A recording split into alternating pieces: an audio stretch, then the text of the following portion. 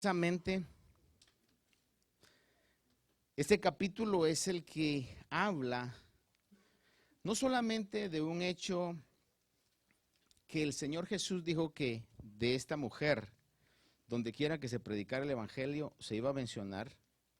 Curiosamente, Juan 12 también habla acerca de la entrada que el Señor hace a Jerusalén para cumplir la última etapa de su ministerio.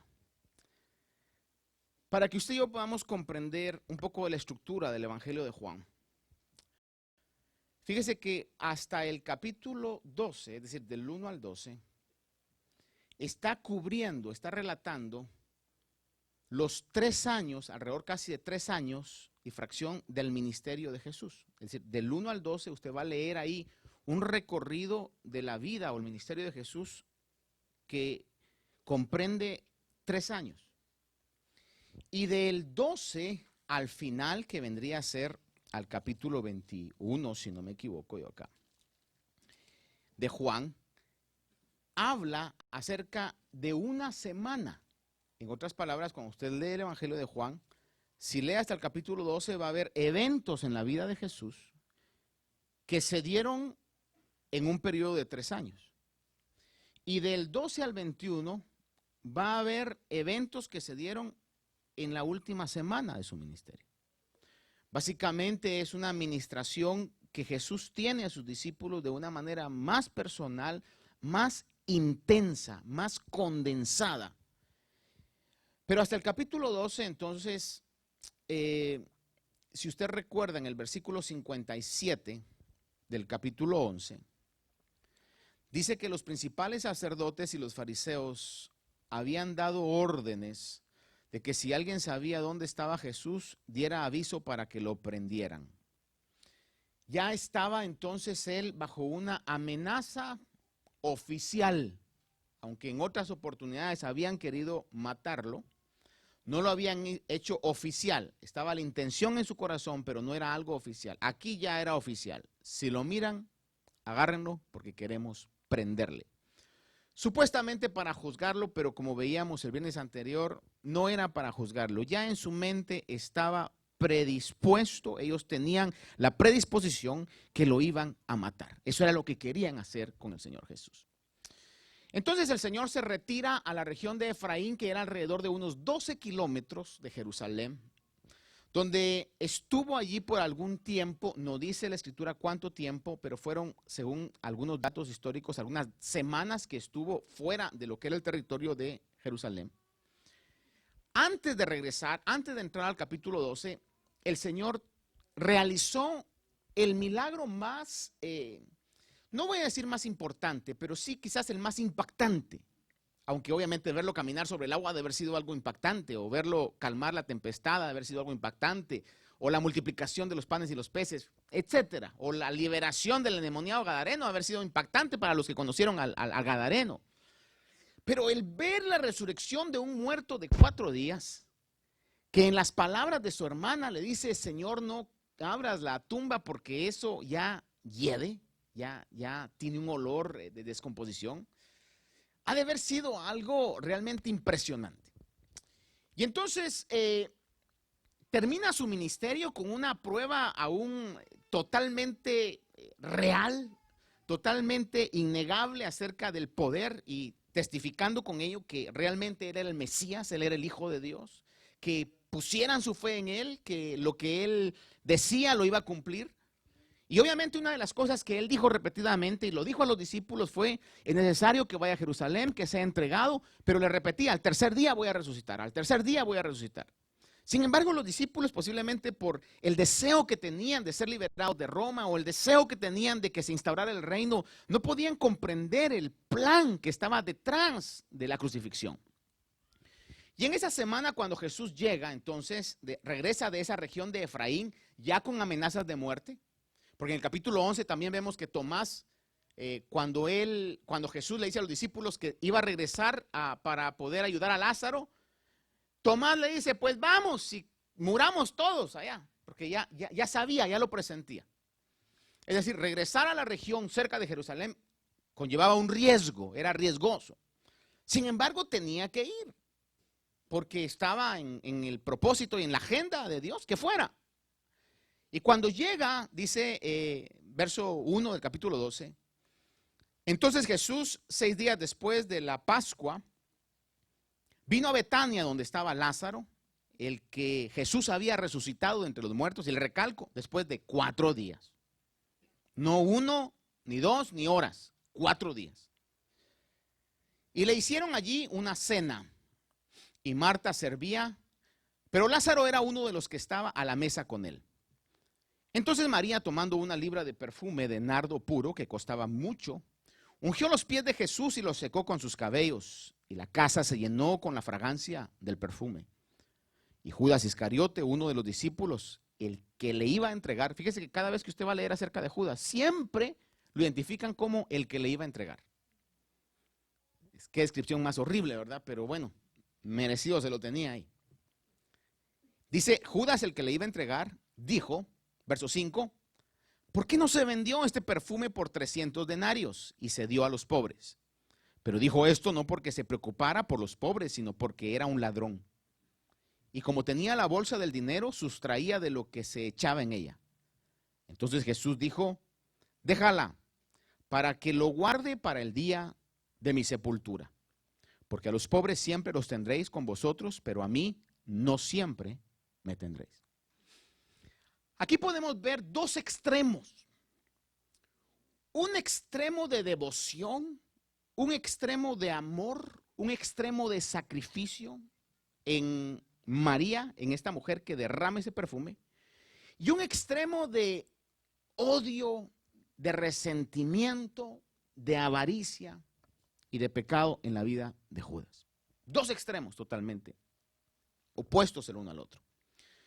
Quizás usted ya sabe el relato que está ahí, vamos a ir por trozos, pero el primero, fíjese que en estas reacciones extremas de amor y de odio hay unos puntos que yo quiero sacar con usted. Lo primero es que había la celebración de una cena. El libro de Mateo y de Marcos, capítulo 26 de Mateo, Marcos 14, relata el mismo evento. Y en los relatos de Mateo y de Marcos dice que esta cena se estaba llevando en la casa de un hombre llamado Simón el leproso. Sin embargo, permítame decir lo que alguien decía en algún comentario, es que quizá lo más correcto sería saber Simón el ex leproso. Porque si fuera leproso, nadie podía entrar a la casa de él. Es más, él tenía que estar alejado de la civilización. Entonces podríamos deducir que Simón, donde estaba celebrándose esta fiesta o esta cena para el Señor, posiblemente había sido un leproso que había sido sanado por medio de Jesús. Y como gratitud en su corazón le hace una cena. A veces podríamos entender que la cena era en la casa de María y de Marta, sin embargo el texto no lo dice y los otros textos lo aclaran que era en casa de Simón el leproso. Póngase a pensar, usted está en la casa de un hombre que era ex leproso. Y ahí en la casa de ese hombre que era ex leproso está un ex muerto. Le pregunto, ¿cuál nos indica la lógica que era el tema de conversación? ¿Qué se estaría conversando en esa mesa? Obviamente quizá lo que más atraía era el tema de Lázaro. Y las preguntas que quizás le haríamos a Lázaro es, ¿dónde estabas? ¿Qué se siente estar muerto? Si alguien se atrevía a decirlo, ¿verdad? ¿O qué sentiste cuando resucitaste? Obviamente si yo hubiera tenido la oportunidad y la confianza, esas serían las preguntas que uno se hace en el gran misterio de qué hay en la muerte, ¿no? Que la Biblia nos aclara lo que realmente sucede. Valga la redundancia, aquellos que están en Cristo no mueren sino duermen, esperando la trompeta final, la voz de mando, para que nos resucite. Entonces, en esa cena de celebración, obviamente era una situación donde se tenía que tocar el tema, o quizás se tocó el tema de Lázaro, quizás de la lepra de Simón. Pero de repente entonces surge María con un acto de amor y de devoción a Jesús. Oiga, amor y devoción a Jesús. El amor se demuestra, el amor no solo se dice, el amor se demuestra. Un amor que solo se diga es un amor falso. El amor se demuestra. De igual manera que el odio y el sentimiento que tenía de Judas hacia Jesús lo demostró no solamente con sus palabras, sino más adelante con las acciones que hizo. Ahora, leímos, María viene y dice que agarra ese perfume. Los otros evangelios lo relatan, que dice que era de un perfume de alabastro en una vasija llamada alabastro, que es una vasija de un material semitransparente. Y otros evangelios dicen que lo quebró, es decir, fue sin límites. No era una cosa de que le voy a dar un poquito nada más, sino que derramó todo eso. Los otros evangelios aclaran que lo derramó sobre su cabeza y sin duda alguna lo derramó también sobre sus pies. Juan habla en el hecho de sus pies, que dice que con sus cabellos lo enjugaba los pies del maestro. Ahora entonces, cuando está haciendo esto, María no solamente está haciendo esto por hacerlo, sino que, en mi opinión, está cumpliendo también un acto profético, porque el Señor lo que está diciendo es, esta lo está haciendo como un adelanto al día de mi sepultura, aunque no lo sabía. Recuérdese usted que Caifás, que era el sumo sacerdote en ese momento, y hablamos un poco que esos sumos sacerdotes eran no tan legítimos como debían ser, por el oficio en que él estaba representando, dice algo y dice a los que estaban reunidos, les dice, es mejor que un hombre muera por el pueblo y no todo el pueblo. Dice, profetizando de que Jesús debía de morir. No porque fuera ungido o consagrado, sino por el oficio que estaba él desempeñando. Y entonces María en este acto, creo yo, que confirma también esa profecía que estaba sobre el Señor Jesús, donde está haciendo un acto, donde lo está preparando para su muerte. Aunque le digo, el Señor lo había dicho muchas veces, pero los discípulos no querían aceptarlo. Es más, dice la palabra que cuando él, después de resucitado, se encuentra con dos que iban caminando para una aldea llamada Emaús, la Biblia claramente da a entender que sus ojos estaban cegados, no lo habían reconocido.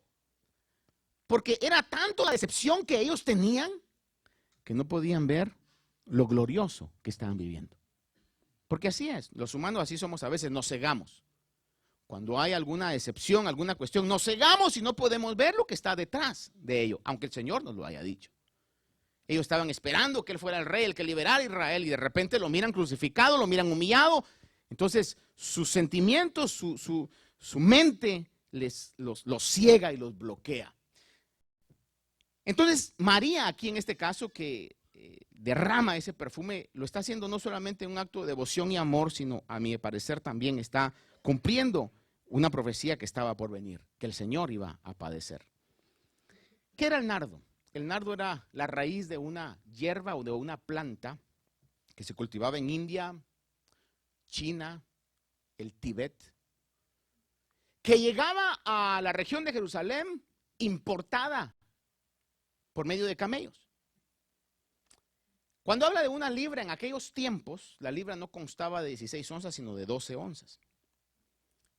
Pero fuera como fuera, la cantidad, dice el texto, en los 3 evangelios lo dice, que esa libra de nardo puro, perfume sumamente caro, era con el valor de unos 300 denarios. De acuerdo a la parábola de los labradores, podemos deducir que un denario era el salario de un día. Haciendo algunos números, pensando que un salario, por ejemplo, bueno, no le voy a poner a usted lo que gana en un día, multiplíquelo por 300. Lo que usted gana en un día, multiplíquelo por 300. Y eso costaba ese perfume. Para que nos ayudemos un poquito, si por ejemplo alguien ganara, por decir algo, unos $120 al día, por 300 vendría a ser alrededor de $36,000. Es decir, lo que esta mujer estaba derramando en los pies del Señor era un perfume que costaba alrededor de $36,000. Para Judas, eso era oro líquido que se estaba desperdiciando en algo que no valía la pena. Y por eso hace el comentario, si usted quiere, con mucha lógica humana. Es más, los otros evangelios dicen que los discípulos también le dijeron, sí es cierto. Porque si algo tenemos que entender de Judas, es que era alguien que de una u otra manera influía y a la misma vez también daba confianza, humanamente hablando, porque le habían dejado el que manejara el dinero. Es decir, había sido un maestro de la hipocresía. Hablaba de una manera muy correcta, pero su intención era totalmente otra. Por eso Juan dice, decía esto, como que Juan despertó después cuando se dio cuenta de lo que Judas decía. Decía, con razón. Pero sin duda alguna era un maestro Judas de la hipocresía. Y en ese sentido, entonces, Judas lo que dice quizás hace mucha lógica. Sin embargo, la respuesta del Señor no podemos ignorarla, porque el Señor le responde y le dice, de que esta mujer que está lavando con sus lágrimas y su cabello los pies del Señor, después del comentario de Judas, el Señor dice que le dice, déjala para que lo guarde el día de mi sepultura. Verso 8, porque a los pobres siempre los tendréis con vosotros, pero a mí no siempre me tendréis. No porque no haya una responsabilidad y hasta un privilegio de poder ayudar al pobre. La Biblia dice que el que da al pobre, a Dios le presta. Imagínense que Dios le deba a usted. Es más, en el libro de Deuteronomio capítulo 15, 11, dice, porque nunca faltarán pobres en tu tierra. Por eso te ordeno, diciendo, con liberalidad abrirás tu mano a tu hermano, al necesitado y al pobre de tu tierra. Es decir, los cristianos tenemos la responsabilidad en algún momento, bueno, en todo tiempo, que si tenemos y Dios nos ha bendecido y surge esa necesidad con el necesitado, de poder auxiliar. Ahora yo sé que hemos tenido muchas decepciones, no solamente usted, yo también. De gente que se dice ser necesitada, usted en algún momento quizás ha abierto sus brazos y se da cuenta que están mejor que usted. ¿Verdad? Y entonces ahí como que ya, entonces uno se queda, no, es que como dicen por ahí, no se desconfía de la gente, sino del tiempo, dicen por ahí, ¿verdad? Pero ahora, de cualquier manera, hermano, en el camino siempre van a haber situaciones, pero eso no debe de quitarnos a nosotros lo que la palabra de Dios dice. Y si usted lo puede hacer, es parte también de lo que la palabra de Dios dice. Es decir, con este verso no está diciendo Jesús, olvídense de los pobres. No, porque es una bendición poder ayudar a las necesidades. ¿Cuántos dicen amén a eso? Es una bendición poder hacerlo. Es mejor dar, ¿qué? Es mejor dar que recibir. Así lo dice la palabra de Dios. Ahora, el punto no era el acto, el punto era el momento. Porque hay momentos de visitación, hay momentos de tiempos perfectos. Hay momentos donde no se tiene que pensar con la lógica, sino pensar con fe y pensar en lo que Dios dice. Y en ese momento se estaba yendo de la tierra el creador de todo y la mujer lo pudo ver. Y la mujer agarra lo más preciado que tenía. Y fíjense que meditando sobre esto, imagínense estas dos mujeres. Se les había muerto el hermano.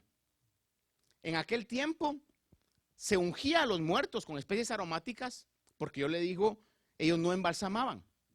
De hecho, lo vemos en la muerte del Señor Jesús. Usted ve que José de Arimatea, Nicodemo también se unen ahí y dieron José de Arimatea dio especies para que ungieran el cuerpo del Señor de gran precio. Si muchas de las familias tenían eso como un tesoro. El punto es, se había muerto Lázaro. Y la pregunta es, ¿por qué no lo usaron con Lázaro? ¿Sabe que yo le daba vueltas a ese pensamiento? Y llegué yo a una conclusión. Vamos a ir a una conclusión práctica. En aquel tiempo, donde las familias dependían mucho de la fuerza laboral del hombre, en una familia de dos hermanas y un hermano, se muere el hermano. ¿Qué es lo que las mujeres pensaron en aquel tiempo? Hay que ahorrar. Como dijo el Chapulín, ¿y ahora? ¿O quién era el que decía eso? Y ahora, ¿verdad? Entonces, sin duda alguna, esa es mi opinión. Han de haber dicho, pues lo que podemos hacer es, si de todas maneras se va a descomponer, pues guardemos esto y vendámoslo, porque son a lo menos un año de ahorros que tenían ahí. Sin embargo, María, obviamente, el Señor les devolvió al hermano. En otras palabras, como diciendo, pues hoy se lo derramo a él. ¿Sí me explico? Porque es decir, no estamos hablando de 100 pesos, no estamos hablando de 500, no estamos hablando de 1000, estamos hablando de el salario de un año. Y si usted es una persona que gana $100,000 al año, son 100,000. Si son 50,000, son 50,000. O sea, estamos hablando del salario de un año en ese tiempo, ¿verdad? Para ella. Ahora, véalo usted, y en este caso, el Señor lo que le dice es el momento, es la situación, es lo que ella está haciendo por mí, por el Creador de todo. Ahora, el verso 9 en adelante, quiero que vea conmigo, 9 y 11, dice: entonces, la gran multitud de los judíos se enteró de que Jesús estaba allí. Y vinieron no solo por causa de Jesús, y esto es muy importante, sino también, dice, por ver a Lázaro, a quien había resucitado de entre los muertos. Pero los principales sacerdotes resolvieron matar también a Lázaro. Ya se había convertido en una amenaza. Porque por causa de él, ya no solamente de Jesús, porque por causa de Lázaro, muchos de los judíos se apartaban y creían en Jesús. Obviamente es que sabían que había estado muerto 4 días y lo había resucitado. Lázaro era famosísimo. La gente ya no iba solamente para ver a Jesús, sino iban también para ver a Lázaro. Me imagino que cuando lo contaban y resucitó después de 4 días, obviamente quizá la respuesta clásica de todos era: no te creo. Y la contrarrespuesta era: vamos, te llevo para que lo mires. ¿Y cómo salió? Salió todo aguado así. No, más joven. Miremoslo, vamos a verlo. Y cuando la gente llegaba y lo miraba, es decir, Lázaro solo con verlo estaba haciendo un evangelismo visual. Solo con verlo dejaban el judaísmo y decían: no, yo creo en Jesús. Entonces todos los fariseos están amenazados sobre eso, y obviamente su plan ahora era no solamente matar a Jesús, sino Lázaro tenía la sentencia de muerte encima. Ahora, ese portentoso milagro evidenciaba una vez más que Jesús era el Mesías. Lea por favor conmigo el verso del 12 en adelante, el 19. Y al día siguiente, cuando la gran multitud que había venido a la fiesta, que eran miles y miles y miles, ¿cuántos? Algunos llegan a asumir que eran alrededor quizás hasta de 2.5 a 3 millones que estaban allí. Dice, esa multitud oyó que Jesús venía a Jerusalén, verso 13. Tomaron las hojas de palmas y salieron a recibirle y gritaban: Hosana, bendito el que viene en el nombre del Señor, el Rey de Israel. Jesús, hallando un asnillo, se montó en él, como está escrito: no temas, hija de Sión, he aquí tu rey viene montado en un pollino de asna. Sus discípulos, mire, no entendieron esto al principio, pero después, cuando Jesús fue glorificado, entonces se acordaron de que esto se había escrito de él y de que le habían hecho estas cosas. Y así la multitud que estaba con él cuando llamó a Lázaro del sepulcro y lo resucitó de entre los muertos, daba testimonio de él. Por eso la multitud fue también a recibirle, porque habían oído que él había hecho esta señal. Entonces los fariseos se decían unos a otros: ¿veis que no conseguís nada? Mirad, todo el mundo se ha ido tras él. Cuando habla del mundo es esa cantidad de gente, esas masas de gente estaban creyendo en él. Ahora, si algo es impactante, y déjenme poner una pausa aquí, es: quizá no todos, pero muchos de esa multitud que le vieron venir y gritaban: Hosana, Hosana, bendito el que viene en el nombre del Señor. Unos días más tarde estaban gritando también: crucifícale, crucifícale. Ahora, lo que quiero señalarle hoy, usted quizás sabe en sí esto de la entrada triunfal, es el único hecho, uno de los hechos que es relatado en los 4 evangelios. La entrada triunfal, en Mateo, Marcos, Lucas y Juan. Se relata la entrada triunfal. Ahora, aunque los judíos lo querían muerto, porque eso queda evidente, le leo unos versículos donde lo hemos visto, en Mateo 26:5 dice, pero decían, hay que matarlo no durante la fiesta para que no haya un tumulto en el pueblo. Lucas 22:2 dice, y los principales sacerdotes y los escribas buscaban cómo dar muerte a Jesús, pues temían al pueblo. Los judíos querían matarlo, pero no querían hacerlo en la fiesta, porque si lo hacían en la fiesta con la tremenda fama que Jesús tenía, más Lázaro, iba a causar una conmoción terrible. Iba a haber, como dicen, hay una trifulca tremenda y podía ser que los romanos entraran, malinterpretaran eso y los quitaran de sus privilegios que ellos tenían. Por eso no lo querían hacer en la fiesta. No querían que Jesús entrara a Jerusalén en la fiesta. Sin embargo, Jesús entró en la fiesta, porque proféticamente tenía que entrar en ese día, tenía que entrar de esa manera y tenía que morir el día que murió. Porque Él es el Cordero, iba a ser la perfecta figura del Cordero de Dios, que en la Pascua de Israel iba a quitar el pecado del mundo. Entra una gran conmoción en su perfecto tiempo. 1 Corintios, le recalco estos versículos que lo voy a leer, es en relación al tiempo. 1 Corintios 5:7 nos habla que Cristo, nuestra Pascua, ha sido sacrificado. Cristo, nuestra Pascua, ya no la Pascua de Israel, sino nuestra Pascua. ¿Qué era la Pascua? Sino la liberación de Egipto a la libertad de la tierra prometida. Eso era solo para Israel. La celebración de la Pascua era solo para Israel. Pero ahora Corintios dice que Cristo es nuestra Pascua, que nos ha libertado de Egipto, el mundo, y nos ha sacado a la tierra prometida, una tierra de promesas para cada uno de nosotros. Cristo es nuestra Pascua. Dice en Juan 7:30 que procuraban prenderle para matarle, obviamente, pero nadie le echó mano porque todavía no había llegado su hora. Todavía no había llegado su hora. Todavía no había llegado su hora. Eso es importante entenderlo en los tiempos de Dios. Cuando la hora no ha llegado en el reloj espiritual, hermano, es evidente que no ha llegado. No había llegado la hora que lo prendieran y él podía exponerse, pasar en medio de ellos. Aunque querían matarlo, estaban espiritualmente atados. Sin embargo, ahora que llegaba a Jerusalén, ya había llegado la hora. Antes todavía no, ahora ya. El 8:20 de Juan dice, y nadie le prendió porque todavía no había llegado su hora. El 12:23 dice, y nadie le prendió porque todavía no había llegado su hora. Recalca eso.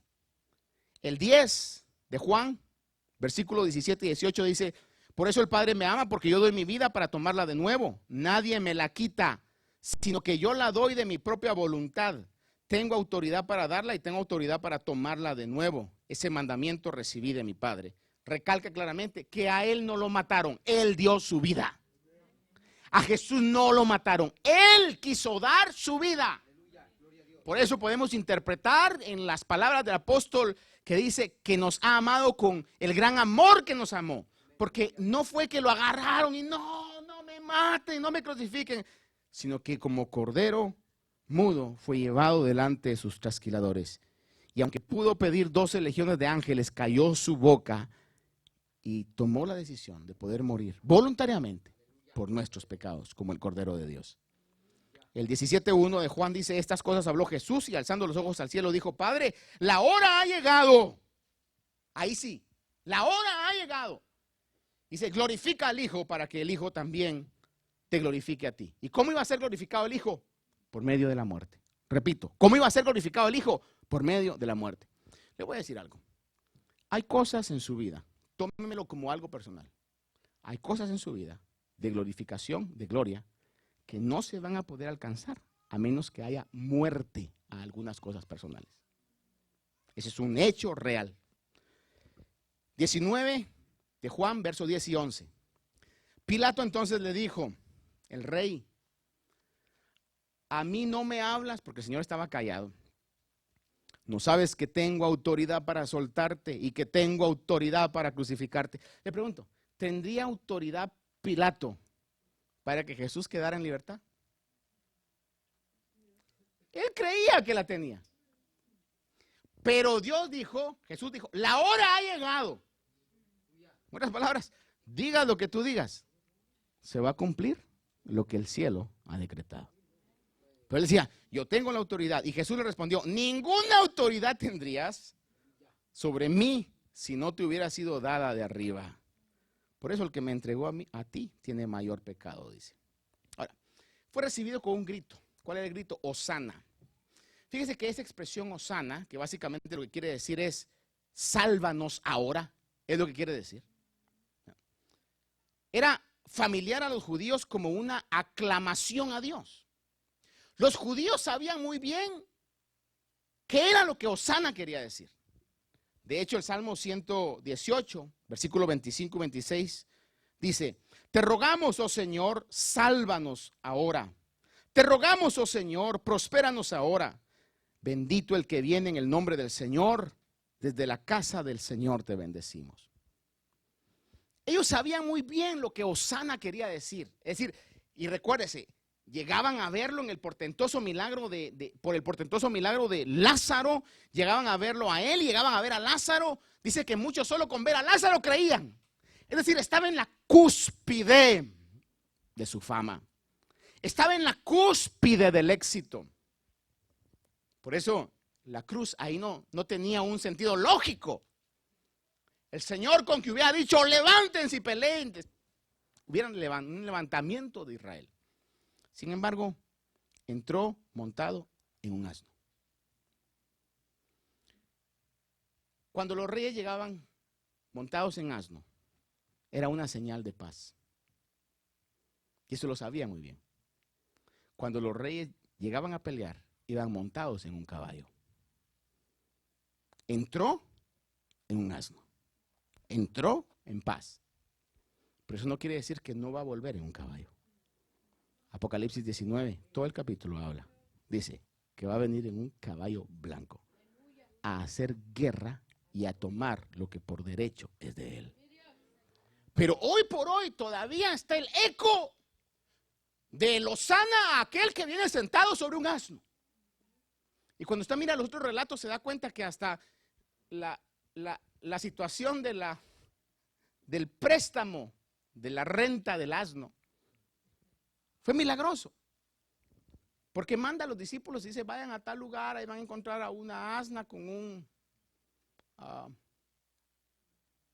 pollino que es el hijo de la asna. Y si les preguntan, díganle que el maestro lo necesita. Posiblemente eran creyentes, una familia creyente. Y se los dan tal y como estaba, hermano, ya profetizado a que eso fuera así. Montado en un asno entró como un símbolo de paz. Zacarías 9:9 dice, regocíjate sobremanera, hija de Sión. Da voces de júbilo, hija de Jerusalén. He aquí tu rey viene a ti, justo y dotado de salvación, humilde, montado en un asno, en un pollino, hijo de asna. Mire, cuando uno comienza a ver en el espíritu todos los detalles del cumplimiento de Jesús que están históricamente comprobados, hermano, cuesta más no creer que creer. ¿Sabe que Jesús es tan influenciativo, tan real, que aún los ateos tienen que reconocer su persona porque el mismo calendario se los grita todo el tiempo? Dividió la historia en dos. La historia de la humanidad entera está dividida en dos: antes de Cristo y después de Cristo. Entró cumpliendo la profecía. Ahora, dice el versículo que veíamos ahí, uno de los finales, dice que los discípulos no entendieron esto, pero cuando Jesús resucitó, lo comprendieron. Ahora, ¿cómo lo comprendieron ya cuando Jesús resucitó? Sin duda alguna, por la ayuda del Espíritu Santo, que fue el que quitó la venda de sus ojos. Jesús les dijo en Juan 14:26 que convenía que Él se fuera porque cuando el Consolador, el Espíritu Santo, a quien el Padre enviará en mi nombre, Él os enseñará todas las cosas y os recordará todo lo que os he escrito. Entonces, déjeme dejar en su corazón, valga la redundancia, El hecho de que en este pasaje que antecede a la última semana del ministerio del Señor, podemos ver dos extremos. El primer extremo de un amor y una devoción fuera de lo común. Y por otro lado, diría la gota que colma el vaso de las emociones de odio, de infidelidad, de mentira de Judas. Cuando mira que ese oro líquido está siendo derramado en los pies del Señor. Decía alguien, sin duda alguna Judas, desde que entró a seguir a Jesús, lo entró a seguir con intenciones malas. Quizá dijo, aquí voy a tener una buena posición, este hombre va a ser una personalidad política. Pero cuando se da cuenta de que todo iba para abajo, quizás ha de haber dicho, bueno, aquí lo único que puedo hacer es rescatar algo de estos 3 años que he perdido. Y cuando miraba que eso estaba desperdiciando, era como, qué desperdicio. Eso hubiera podido parar en la bolsa del pobre Judas. Es lo que dice la palabra. Quería robarse ese dinero. ¿Sabe usted que Judas vendió al Señor por 30 piezas de plata? Comparando las 30 piezas de plata, el valor de las 30 piezas de plata, a los 300 denarios. 300 denarios era el valor de un año de salario. 30 piezas de plata era el valor de 4 meses de salario. Y como dijo alguien, a Judas nada le salía bien. Ni el ahorcarse le salió bien. Dice que se ahorca, se revienta la cuerda y termina con las entrañas expuestas para que se cumpliera también la profecía. Ahora, qué maravilloso que de esta mujer, dijo el Señor, que ungió con ese perfume, se iba a hablar en todo el mundo. Y hoy seguimos hablando de esa demostración de devoción al Señor. Amén. Bendito Dios. Tu palabra siempre nos bendice. Estoy seguro, Señor, que esta